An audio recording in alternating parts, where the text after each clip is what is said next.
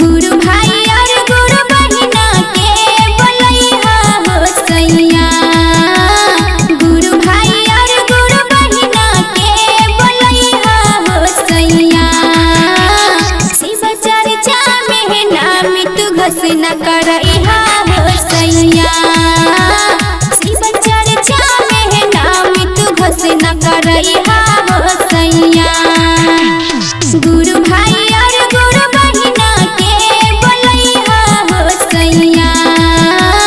गुरु भाई और गुरु बहिना के बोलैहा हो सैया। शिव चर्चा में नाम तू घोषणा करैहा हो सैया। शिव चर्चा में नाम तू घोषणा करैहा हो सैया।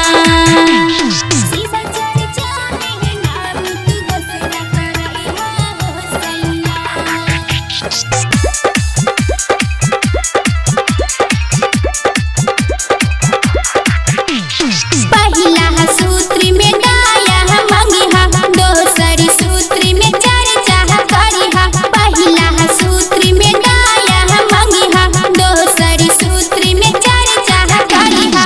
तेसर सूत्र नमः शिव जपिहा, गुरु के जगैहा हो सैया। तेसर सूत्र नमः शिव जपिहा, गुरु के जगैहा हो सैया। शिव चर्चा में नाम तू घोषणा करैहा हो सैया। शिव चर्चा में नाम तू घोषणा करैहा हो सैया। शिव चर्चा में नाम तू घोषणा करैहा हो सैया।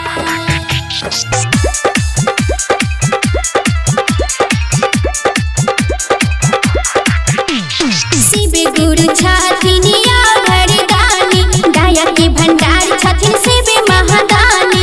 शिव गुरु छथिन घरदानी, दया के भंडार छथिन शिव महादानी। देवी आदि देव महादेव के गुरु बर बनैहा हो सैया। देवी आदि देव महादेव के गुरु बर बनैहा हो सैया। शिव चर्चा में नाम तू घोषणा करैहा हो सैया। शिव चर्चा में नाम तू घोषणा करैहा हो सैया। पब्लिक म्यूजिक रिकॉर्डिंग स्टूडियो, मरवारा चौक, सिंघिया, समस्तीपुर।